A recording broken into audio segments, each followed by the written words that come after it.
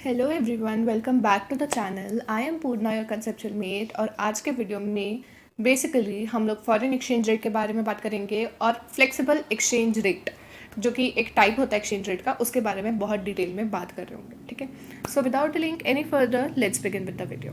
तो सबसे पहले हम फॉरेन एक्सचेंज से क्या समझते हैं। तो फॉरेन एक्सचेंज मतलब कि कोई भी फॉरेन करेंसी। फॉर एग्जांपल अगर हम इंडियंस हैं तो हमारे लिए जो रुपी होगी वो डोमेस्टिक करेंसी होगी क्योंकि वो हमारी कंट्री की करेंसी है। लेकिन अगर हम लोग बात करें डॉलर्स की, यूरोस की, वॉन्स की, मतलब जो भी दूसरी कंट्रीज़ की करेंसी है वो सब हमारे लिए फॉरेन करेंसी होगी। ठीक है, और फॉरेन एक्सचेंज रेट वो रेट होता है जिस पे हम अपनी डोमेस्टिक करेंसी मतलब कि इंडियन रुपी को दूसरी फॉरेन करेंसी के लिए एक्सचेंज कर सकते हैं। फॉर एग्जाम्पल हम $1 ले सकते हैं 83 रुपीज़ दे के, तो ये फॉरेन एक्सचेंज रेट हो गया क्योंकि इस रेट पे हम अपने रुपीज़ को डॉलर्स में कन्वर्ट कर सकते हैं। ठीक है, सो ये था हम लोग का फॉरेन एक्सचेंज और फॉरेन एक्सचेंज रेट का कॉन्सेप्ट। ठीक है, तो सबसे पहले हम लोग एक बार फ्लेक्सिबल एक्सचेंज रेट के बारे में समझ लेते हैं। मतलब बेसिकली फॉरेन एक्सचेंज रेट दो तरीके के होते हैं, flexible exchange rate and fixed exchange rate. तो सबसे पहले हम लोग फ्लेक्सिबल एक्सचेंज रेट को समझ रहे हैं।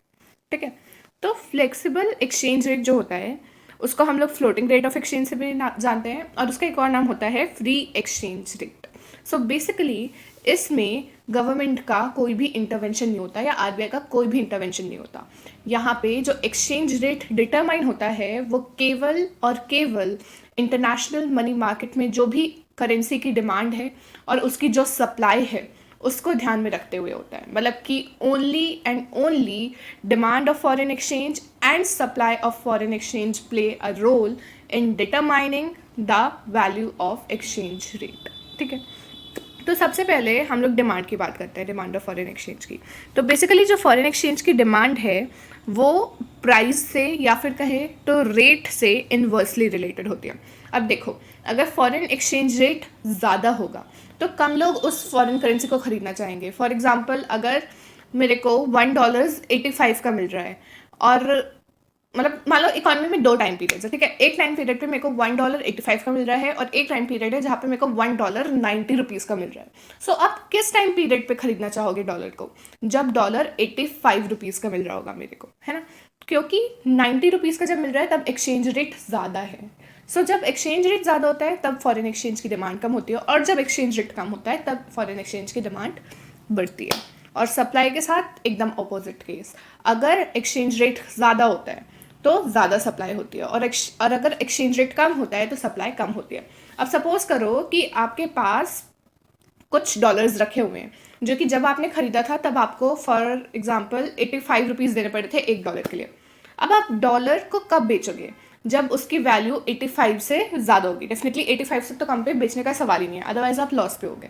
तो जब उसकी वैल्यू 85 से ज़्यादा होगी, उसके बाद मान लो आपके पास टू सिचुएशंस आती है कि एक टाइम पीरियड पे मतलब मेरे को $1 के बदले में 90 रुपीज़ मिल रहा है और दूसरे टाइम पीरियड पे मेरे को $1 के बदले में 100 रुपीज़ मिल रहा है। तो अब किस टाइम पे बेचना चाहोगे? डेफिनेटली जब मेरे को 100 रुपीज़ मिल रहे होंगे। सो इसलिए जब रेट ज़्यादा होता है तब फॉरेन एक्सचेंज की सप्लाई ज़्यादा होती है और अगर रेट कम होता है तो फॉरेन एक्सचेंज की सप्लाई भी कम होती है। ठीक है, उसके बाद जिस रेट पे demand for foreign exchange and supply for foreign exchange बराबर होती है उसको हम लोग कहते हैं इक्विलिब्रियम रेट ऑफ एक्सचेंज। ठीक है, मतलब कि जो फॉरेन एक्सचेंज की इकोनॉमी में डिमांड है और जो फॉरेन एक्सचेंज की इकोनॉमी में सप्लाई है वो उस रेट के करस्पॉन्डिंग बराबर होती है। सो फॉर एग्जांपल यहाँ जो डायग्राम दिया है यहाँ पे ये देखिए, जहाँ पे डिमांड और सप्लाई का इंटरसेक्ट कर रहे हैं वहाँ पे जो हमारा डिमांड सप्लाई वो दोनों बराबर है और वहाँ पे जो भी हमारा रेट है वो हम लोग का इक्विलिब्रियम रेट ऑफ एक्सचेंज हो जाता है या फिर उसको हम लोग पार रेट ऑफ एक्सचेंज भी कहते हैं। ठीक है, सो ये था पूरा फ्लेक्सिबल एक्सचेंज रेट के बारे में छोटा सा इंट्रोडक्शन। अब हम लोग देखते हैं कि अगर फॉरेन एक्सचेंज का सप्लाई या डिमांड चेंज होता है तो उसका क्या इम्पैक्ट पड़ता है फॉरेन एक्सचेंज रेट पर। ठीक है, तो सबसे पहले देखते हैं कि अगर सपोज करो जो हमारा फॉरेन एक्सचेंज है उसकी डिमांड बढ़ जाए। ठीक है, तो सपोज करते हैं कि हम लोग का जो डॉलर्स हैं उसकी डिमांड बढ़ रही है। सो यहाँ पे हम लोग देखते हैं, सो ये देखो, सबसे पहले तो ये इसकी डिमांड बढ़ी तो ये हम लोग की न्यू डिमांड हो गई।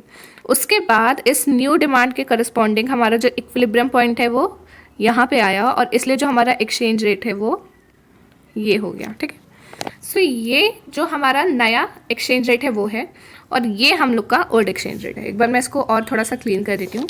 सो ये था हम लोग का ओल्ड एक्सचेंज रेट और ये था हम लोग का न्यू एक्सचेंज रेट। तो यहाँ पे हम लोग देख सकते हैं कि जो हमारा एक्सचेंज रेट है वो इंक्रीज़ हो रहा है डिमांड में इंक्रीज़ होने के साथ। मतलब कि अगर पहले मेरे को $1.85 का मिल रहा था तो अब मुझे $1.90 का मिल रहा है। मेरा एक्सचेंज रेट इंक्रीज़ हो रहा है। सो ये जो सिचुएशन है ना, जब एक्सचेंज रेट इंक्रीज़ होता है उसको हम लोग बोलते हैं करेंसी डेप्रिसिएशन। ठीक है, क्या बोलते हैं? Currency depreciation. तो अगर जो एक्सचेंज रेट है वो इंक्रीज़ हो जाए सो उसे हम लोग करेंसी डेप्रिसिएशन बोलते हैं। क्यों? क्योंकि जो हमारी डोमेस्टिक करेंसी है, मतलब कि जो इंडियन रुपी है, वो अपनी वैल्यू खो रही है इन एक्सचेंज फॉर डॉलर। ठीक है, हमारा जो इंडियन रुपी है वो ज़्यादा सस्ता हो रहा है। सपोज करो पहले फॉरेनर्स आते थे हमारे कंट्री में तो उन लोग को $1 में $85 का ही सामान मिलता था, लेकिन अब उनको $1 में $90 का सामान मिल रहा है। सो यहाँ पे जो हमारी डोमेस्टिक करेंसी है वो अपनी वैल्यू खो रही है और इसलिए इस सिचुएशन का हम लोग बोलते हैं करेंसी डेप्रिसिएशन। ठीक है, सो ये था हम लोग का increase in demand for foreign currency वाला केस। अब नेक्स्ट हम लोग देखते हैं कि अगर फॉरेन करेंसी की डिमांड कम हो जाती है सो उसका क्या इम्पैक्ट पड़ता है एक्सचेंज रेट पे, वो यहाँ पे अब हम लोग देखते हैं। ठीक है, सो यहाँ पे देखो क्या हो रहा है कि जो हमारी डिमांड है फॉरेन करेंसी की वो कम हो रही है। ठीक है, तो वो एक सेकेंड में कलर चेंज कर देती हूँ तो इजीली विजिबल होगा। तो देखो यहाँ पे ये डिमांड हम लोग की कम हो रही है, पहले इतनी थी अब इतनी है। सो इसके कारण क्या हो रहा है कि जो हमारा डिमांड कर्व है वो पीछे शिफ्ट कर रहे हैं और यहाँ पे हम लोग का नया इक्विलिब्रियम पॉइंट बन रहा है और इस नए इक्विलिब्रियम पॉइंट के करस्पॉन्डिंग जो एक्सचेंज रेट है वो हम लोग का नया एक्सचेंज रेट हो जा रहा है। सो मतलब कि जो हम लोग का प्रीवियस एक्सचेंज रेट था उससे जो हमारा नया एक्सचेंज रेट है वो कम है। सो यहाँ पे हम लोग देख सकते हैं कि जैसे कि हमारी फॉरेन करेंसी की डिमांड कम हो रही है वैसे ही हमारा जो एक्सचेंज रेट है वो भी कम हो रहा है। सो फॉर एग्जांपल अगर पहले हम लोग को $1.85 का मिलता था सो अब उसकी डिमांड कम होने के कारण हम लोग को $1.80 का मिल रहा है। ठीक है, तो यहाँ पे एक्सचेंज रेट कम हुआ तो इस सिचुएशन को हम लोग बोलते हैं करेंसी अप्रिसिएशन। सो करेंसी अप्रिसिएशन मतलब कि जो हमारी डोमेस्टिक करेंसी है इंडियन रुपी उसकी वैल्यू इंक्रीज हो रही है अगर हम लोग फॉरेन करेंसी से कंपेयर करें। अब यहाँ पे ये मत देखना कि एक्सचेंज रेट तो कम हो रहा है फिर हमारी करेंसी की वैल्यू कैसे इंक्रीज हो रही है, क्योंकि यहाँ पे ये सोचो कि अगर पहले एक फॉरेनर हमारी कंट्री में आता था $1 लेके तो उसको $1 देने पे $85 का सामान मिलता था, लेकिन अगर करेंसी अप्रिसिएशन हो रहा है या फिर फॉरेन करेंसी की डिमांड कम हो रही है उसके कारण एक्सचेंज रेट नीचे जा रहा है तो अब अगर वो $1 देगा तो उसके बदले में उसको केवल $80 का ही सामान मिलेगा। हमारी करेंसी की वैल्यू इंक्रीज़ हो रही है। ठीक है, सो इसलिए अगर देखो मैं एक बार इसको पूरा सम अप करती हूँ कि अगर हम लोग की फॉरेन करेंसी की डिमांड कम होती है सो उसके कारण हमारा एक्सचेंज रेट भी कम होता है। सो एक्सचेंज रेट कम होता है मतलब कि करेंसी अप्रिसिएशन होता है, मतलब कि जो हमारी डोमेस्टिक करेंसी है वो और स्ट्रॉन्ग हो जाती है और जो फॉरेन करेंसी है वो वीक हो जाती है, इसलिए जो हमारा एक्सचेंज रेट है वो कम जा रहा है। सो हम लोग को जैसे पहले $1 के लिए $85 देना पड़ता था अब हमें $1 के लिए $80 देना पड़ रहा है। ठीक है, सो ये था हम लोग का करेंसी अप्रिसिएशन का सिनेरियो। और अगर डिमांड इंक्रीज होती है तो करेंसी डेप्रिसिएशन और अगर डिमांड डिक्रीज होती है तो करेंसी अप्रिसिएशन। अब हम लोग का नेक्स्ट आता है कि अगर हमारे फॉरेन करेंसी की सप्लाई इंक्रीज हो जाए तो उसका एक्सचेंज रेट पे क्या इम्पैक्ट पड़ेगा। सो यहाँ पे देखो एक सेकेंड मैं अपना पेन चूज़ कर लूँ।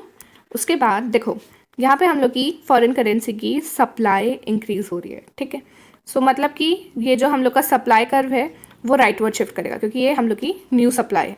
सो यहाँ पे हम लोग का नया इक्विलिब्रियम पॉइंट होगा और इस पॉइंट के करस्पॉन्डिंग जो रेट होगा वो हम लोग का नया एक्सचेंज रेट हो जाएगा। सो यहाँ पे देखें तो जैसे सप्लाई इंक्रीज कर रही है वैसे जो हमारा एक्सचेंज रेट है वो कम हो रहा है, ये हम लोग का नया एक्सचेंज रेट है। ठीक है, सो मतलब कि ये कौन सा सिनेरियो हो गया हम लोग का करेंसी अप्रिसिएशन वाला सिनेरियो, क्योंकि हमारा एक्सचेंज रेट कम हो रहा है, मतलब कि जो हमारी डोमेस्टिक करेंसी है वो अप्रिशिएट कर रही है। ठीक है, सो ये था हम लोग का करेंसी अप्रिसिएशन का सिनेरियो। उसके बाद हम लोग नेक्स्ट देखें कि अगर हमारे फॉरेन करेंसी की सप्लाई डिक्रीज़ होती है तो उसका क्या इम्पैक्ट पड़ेगा। तो ये देखो यहाँ पे हमारी सप्लाई डिक्रीज़ हुई। ठीक है, सो इसके कारण जो हमारा सप्लाई कर्व है वो अपवर्ड शिफ्ट किया और अपवर्ड शिफ्ट किया, मतलब कि जो इक्विलिब्रियम एक्सचेंज रेट आएगा वो यहाँ पे देखो, जो प्रीवियस एक्सचेंज रेट है उससे ऊपर आएगा, मतलब कि जो हमारा एक्सचेंज रेट है वो बढ़ जाएगा। सो अगर हमारा एक्सचेंज रेट इंक्रीज हो रहा है, मतलब कि करेंसी डेप्रिसिएशन वाला सिनेरियो है, मतलब कि हमारी जो डोमेस्टिक करेंसी है वो डेप्रिशिएट कर रही है in relation to that foreign currency. ठीक है, सो आई होप ये आपको इम्पैक्ट अच्छे से समझ आया होगा डिमांड और सप्लाई में चेंजेस का। सो इसी के साथ हम लोग का फ्लेक्सिबल एक्सचेंज रेट वाला टॉपिक भी कंप्लीट होता है। आई होप ये आपको अच्छे से समझ आया होगा। इससे रिलेटेड नोट्स डिस्क्रिप्शन में दिए हैं, वहाँ से आप इस वीडियो को देखने के बाद एक बार ज़रूर रीड करना, तो ये आपके कॉन्सेप्ट्स और अच्छे से क्लियर हो जाएंगे। ठीक है, so if you found the video useful then do stay tuned for more such upcoming content. Till then, good bye.